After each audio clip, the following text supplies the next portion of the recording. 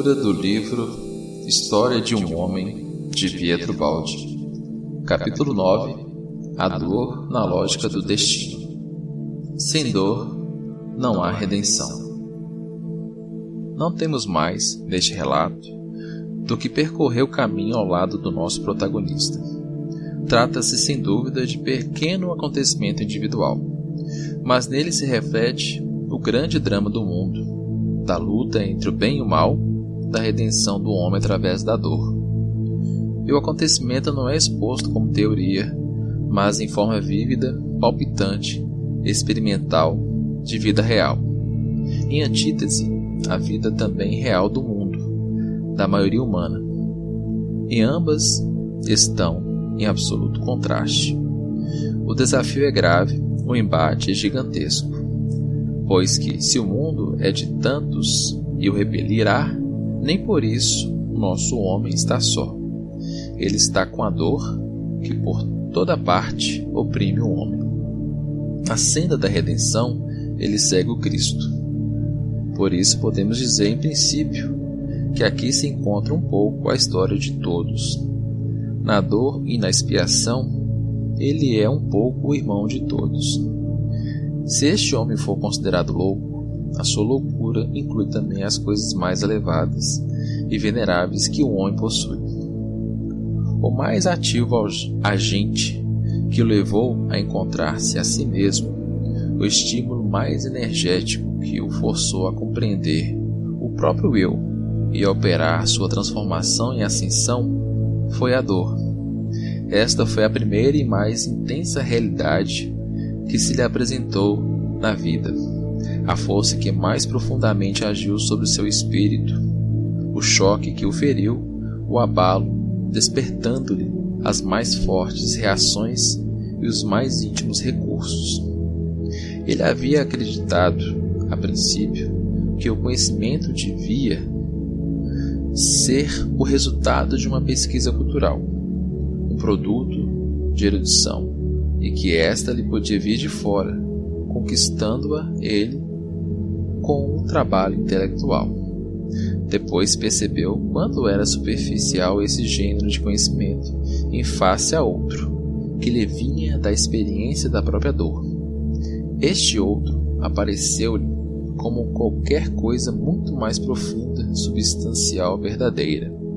Era como uma revelação que emergia do íntimo, ao invés de ser recebida de fora, e nascia, não das aquisições culturais e dos processos reflexivos da razão, mas de um ato de intuição que brotava da sensibilização do seu ser, e que era como nova capacidade perceptiva, um poder de visão resultante da maturação que nele se operava, através da luta na dor. E percebeu que a obra da sua transformação, a conquista da sua ascensão espiritual, não podia resultar senão deste conhecimento profundo, íntimo e intuitivo, que se fundia com a sua própria maturação e nascia da grande experiência da dor. Qual foi a sua dor? Qual a forma que o destino escolheu e lhe ofereceu entre as infinitas amarguras da vida? Existem as grandes dores heróicas, que dão direito à gratidão da pátria, as dores excepcionais, ardentes e gritantes, que provocam nos outros admiração, entusiasmo e têm um sentido de grandeza, as dores afagadas de comiseração, aquecidas pela compreensão do próximo, aquelas que despertam um sentido de piedade, as dores a que se pode e se dá ajuda e conforto, e para as quais se encontra alívio nos afetos, na piedade e na bondade dos outros. Essas são as dores de luxo, que têm direito a lágrimas, a compaixão, a consolação. Vêm depois as dores pobres, deserdadas, que não dão direito a nada de tudo isso. Dores sem glória, obscuras, mudas, geladas, que dão uma sensação de inferioridade e de miséria, ocultas com tristeza, que não enobrecem nem exaltam, mas aviltam e deprimem. Pequenas dores, enfermidade e fraqueza, de corpo e de espírito, dores tolas, estúpidas, ridículas, sem grandeza, sem compreensão, sem comiseração. Para elas não há ajuda, não há conforto, não há piedade. Elas não dão direito à compaixão, à consolação. Elas provocam o riso ou insulto, atraem o desprezo. É dever, é virtude condená-las e persegui-las. Há dores malditas e dores desesperadas, que não comovem ninguém, antes provocam ódio e horror. Há a dor do culpado e a dor do inocente, a dor consciente e nobre do sábio e a dor estúpida do imbecil.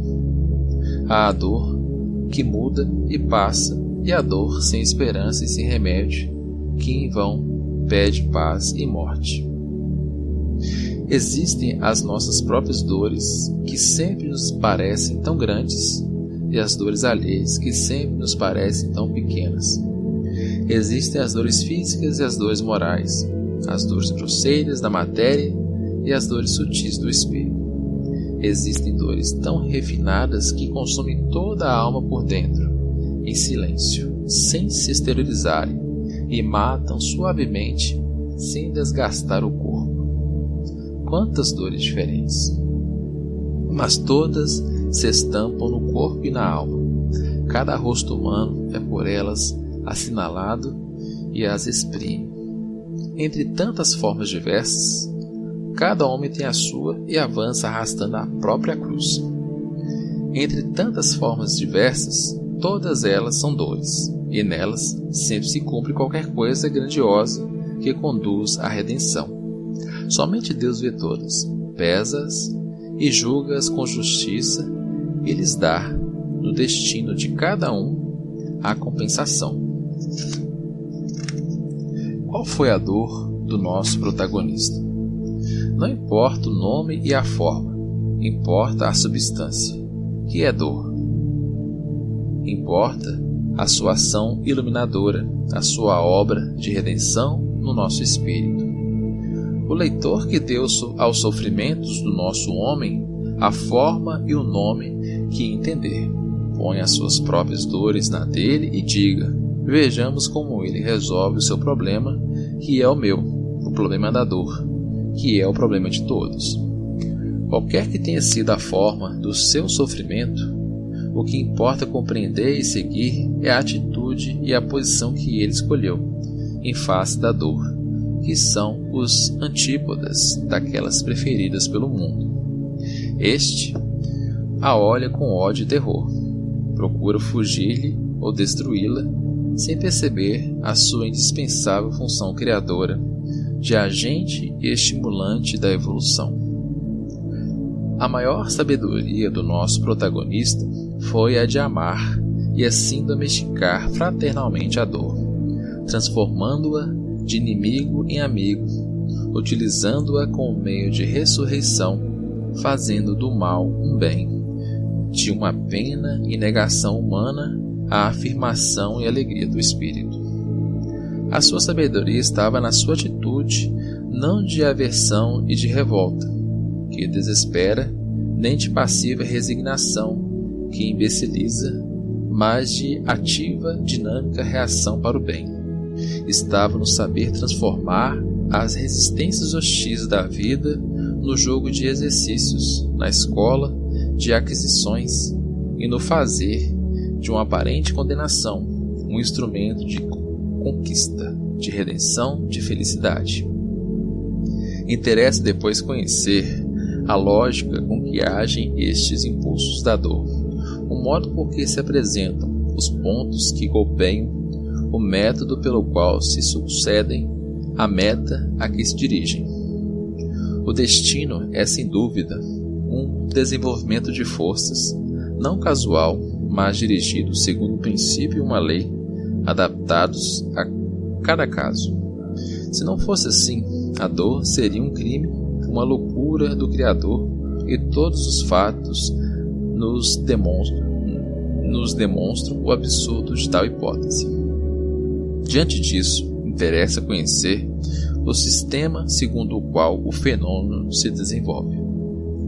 Todos os organismos, seja no plano físico ou no espiritual, isto é, tanto no corpo como na alma, têm um ponto de menor resistência. Locus minoris a resistentiae. Ora, parece que a natureza escolhe justamente este ponto de maior fraqueza, de maior vulnerabilidade, para convergir sobre ele os seus mais veementes golpes. Este ponto, de preferência, ela fere nas doenças físicas como nas imperfeições morais. A natureza não gosta de pontos fracos. Lança-se contra eles, seja para provar-lhes a resistência, e se esta é pouca, abrir-lhes prontamente uma brecha e resolver o caso, matando o indivíduo, seja para estimular suas reações e com isso impulsioná-lo a se reforçar, a reativar as suas defesas, a ensinar-lhe a salvação, obrigando-o a vencer, a aprender a ser forte para sempre saber vencer. A resposta depende do indivíduo, e será vida ou morte, libertação ou dor. Assim, cada pena é uma doença e cada doença uma prova. Em cada caso, a dor tem um significado, um escopo útil e nos atinge para o nosso bem. É uma tentativa salutar de correção de algum erro para restabelecer o equilíbrio, a ordem divina das coisas, ao qual só existe felicidade. A natureza, ao infligir-nos as provas, parece desapiedada, mas com elas se completa a grande escola da vida, na qual se aprende, cada um por si mesmo, a corrigir os impulsos mal dirigidos do próprio destino. De fato, somos nós mesmos que, nascendo com uma dada constituição física ou moral, trazemos já em nós, definidos e localizados, os pontos de menor resistência, a nossa força ou a nossa fraqueza, já implicitamente assinalando a nossa vitória ou a nossa condenação. O ambiente prova indistintamente todas as pessoas. A nossa resposta é que é diversa. As causas da dor estão em nós. A natureza é imparcial, é justa. Se fosse piedosa, não seria justa e trairia a maior finalidade da vida, que é o evolver, que nos faz progredir e aperfeiçoar. Por que nascemos de maneiras tão diversas, com tão diferentes bagagens de força e de fraqueza, de direitos e deveres? A cada um cabe justificar a sua prova e a sua dor, tão grave e diversa. Esse é um problema que deverá ser resolvido pelos que creem na criação dos espíritos do nada, todos iguais ao nascimento. Para que a dor seja justa, cumpre sejamos responsáveis pelas causas que a atraem, por havermos provocado. Urge, como precedente, uma causa livre e nossa, para que haja justiça quando nos fere um efeito doloroso e inexoravelmente nosso. As teorias vagas, que nada esclarece nesse terreno, são muito boas para as dores alheias, mas não servem para compreendermos, resolvermos, guiarmos e suportarmos as nossas. Sem aquele precedente livre e nosso, não nos resta mais do que a horrível ideia de um Criador injusto ou inconsciente, ou a ideia ateia do caos. Se para sairmos bem, devemos renunciar de uma vez a compreender, não nos resta mais do que completar o nosso suicídio espiritual. A natureza, que parece desapiedada, é justa e benigna. No fundo, a negação aparente da dor é uma afirmação. Aquelas investidas contra a vida são a favor da vida.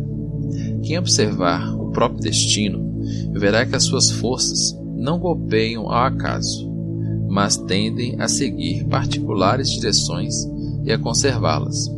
Prefere alguns pontos diversos para os vários indivíduos, mas quase sempre bem definidos e constante para cada um em particular.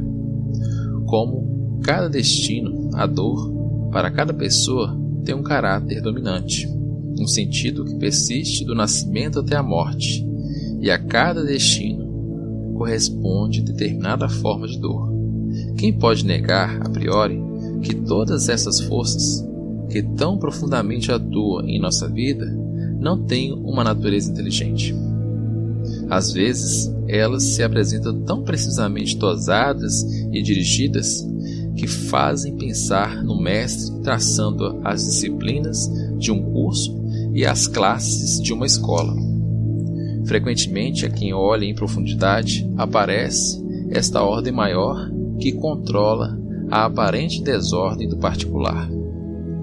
A natureza, ou seja, a inteligência das leis da criação, ou o pensamento-vontade de Deus, não nos prodigaliza gratuitamente as qualidades e as aptidões, mas nos impõe a sua conquista através do esforço, obrigando-nos a aprender com a experiência, quando não as determina por meio de reações, obrigando a aflorar aquilo que já estava latente em nosso espírito. Age, portanto, movendo-se em direção oposta, diremos quase por inversão, para chegar à afirmação parte da negação. Satanás serve a Deus. Assim aconteceu com o nosso homem. Se as forças que se preparavam para submetê-lo à prova se desencadeassem todas de uma vez, atirando sobre ele com todo o seu ímpeto num só golpe, o teriam sem dúvida esmagado. Cercaram-no, porém, pouco a pouco, dando-lhe a possibilidade de uma adaptação progressiva e de uma compreensão relativa. Começou assim a formar-se ao seu redor como um cerco de adversidades, e este cerco foi passo a passo estrangulando os gânglios vitais da sua vida humana, ocupando os pontos estratégicos nas vias de expansão da animalidade, da realização do eu inferior. A cada um dos seus ímpetos, a cada um dos seus desejos de espírito exuberante, como que uma coalizão de forças dizia quase premeditadamente, não. E a negação se dirigia a determinados pontos, constantemente, com tenacidade. Voltado, como todos, para as fáceis projeções exteriores, sentia-se precipitado nas trevas, cegado pelo espancamento das claridades da vida. Só mais tarde haveria de compreender o sentido das forças negativas. A condenação à cegueira terrena era a condição para a conquista da luz do céu. O destino agia nele, excitando as reações do espírito, e começava por mutilá-lo em tudo o que se referia ao plano humano. Inexoravelmente adversa, pareceu-lhe infernal aquela mesma vida que, para os outros, é naturalmente ditosa. Relatividade de posição de destino, incompreensão congênita. Quanto esforço no fundo dessas trevas humanas para achar o seu eu mais profundo. Quem encontra as portas escancaradas para o exterior, por elas se atira e ignora os tormentos, mas também não lhes colhe os frutos. Este pode passar a vida satisfeito com todas as suas pequeninas coisas, pode continuar aqui em ilusões e a seguir quimeras, continuar a jurar convicto quase sobre muitas coisas estupidíssimas, e só na velhice, diante da morte, pô-las em dúvida e perceber a verdade. Então, entre a dúvida e o remorso, ele se pergunta admirado: por que viver? O nosso homem fez logo essa pergunta. Colocou-se logo diante da morte e da eternidade. A dor o atingira e não lhe permitia juvenis esquecimentos. Ela obrigou-o a se tornar consciente dos grandes abismos da vida, desde o princípio. Foi triste, mas o encoraçou. A natureza despertou nele, por essa maneira, todas as defesas. Ele mobilizou as suas energias, reagiu e se esforçou. Assim, de uma pequena vida humana negativa, ele havia de fazer uma grande vida de espírito triunfante. Não compreendia, mas Deus o vigiava. Aquilo que sentia como sufocação era antes o caminho da expansão. Aquilo que sentia mortal era a introdução à vida.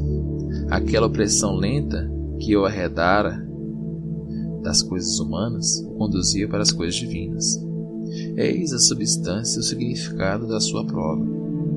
Se esta se apresentava na forma negativa, quase de punição, amarga e inexorável, como uma vingança, se tinha uma lógica compensadora e função expiadora, tinha também a ação positiva, recriadora, benigna.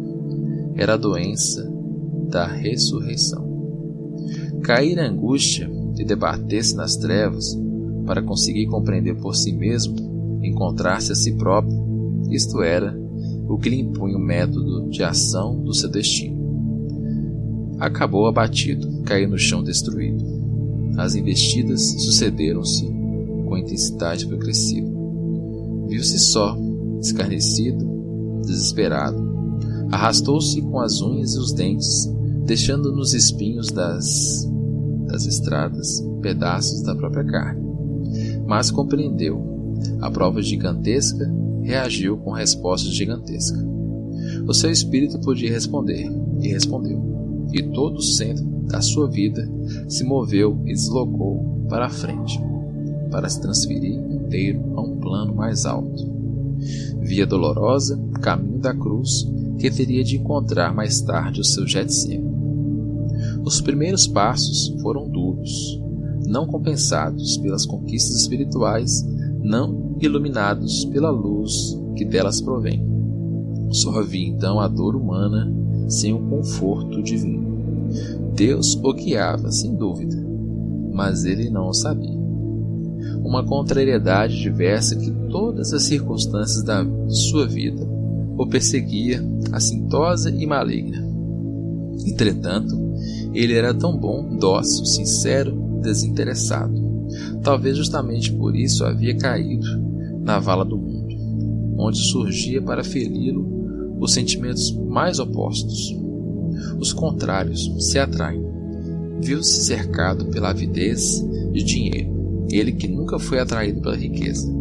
Não podia a vida mais do que paz, e de paz necessitava, no seu anseio de resolver o problema do conhecimento universal e particular. E ele, o jovem, com 2 patrimônios sobre os ombros, cobiçadíssima posição para qualquer um, mas criadora de grandes responsabilidades. Não tinha sede de riquezas, não tinha ambições. Enquanto procurava resolver o significado do seu destino, a luta baixa, banal da vida material o cercava, exigia toda a sua atenção, pedia toda a sua atividade, esmagando-o de responsabilidades, tomando-lhe o tempo, a tranquilidade, a liberdade de espírito, absorvendo-lhe aquelas faculdades em cujo exercício estava para ele a vida.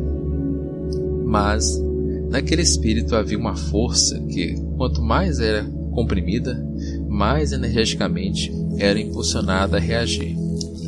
Ávido de bondade, sujeitou-se assim a contatos humanos que o nausearam até o horror.